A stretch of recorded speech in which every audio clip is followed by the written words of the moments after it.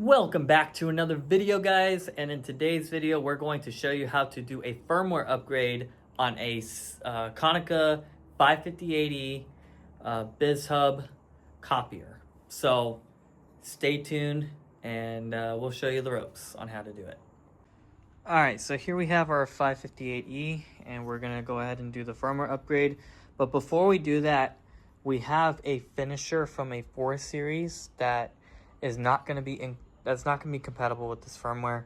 So what we have to do is we actually are going to disconnect the finisher from the back. So we'll go ahead and come over here and we're going to just well, before we even do that, let's go ahead and power off the main switch, and then we can go ahead and remove the 2 wires. So it'll just be behind here. There's going to be a small one and then a big one. And then we'll just go ahead and set it over here for now. We'll just leave it dangling right there. And then the next thing that we're going to do is we're going to go ahead and plug in our USB drive right in the front. And then what we're going to do is we're going to open this up. We're going to press and hold the stop button as we turn on the main switch. So we'll go ahead and flip the main switch while holding down the stop key, and then that should now enter in to our firmware mode. Alright, so here we have the firmware update screen.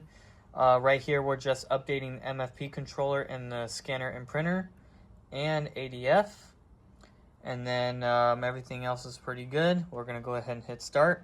Well, it'll automatically do it. So in this case, it's now downloading everything except for the finisher, which is what we want. If we do have the finisher attached, worst case scenario, you could just select no, but I always like to separate the finisher since this one is not compatible. If you have a 536, then you can definitely upgrade it. But if you have a 534 on a 8 series, don't even do it. You're going to end up ruining the finisher, and you might actually have to swap that finisher over to a compatible 4 series right here, do a firmware upgrade just to bring the finisher back to life. But that's a whole separate thing. But right now we're just doing our firmware upgrade. Alright, so here we have download completed on all across. The machine will then power down in just a couple seconds, and we can safely remove the thumb drive, and we can let the copier boot up with that firmware. It may take a couple minutes for it to boot up, so you will see these shark fins in the background temporarily.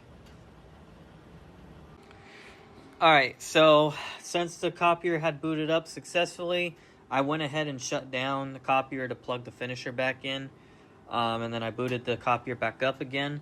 So now we should be good to go.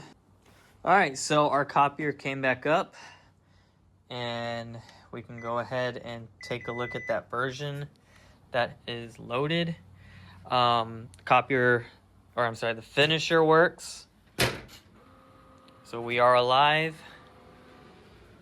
We're just waiting on the whole thing to come back up.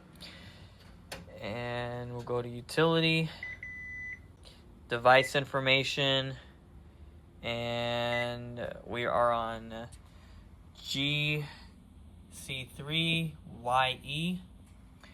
and there you go. And there you guys have it, folks. That's how you install firmware on a Konica 558e. If you guys have any questions, don't forget to comment down below.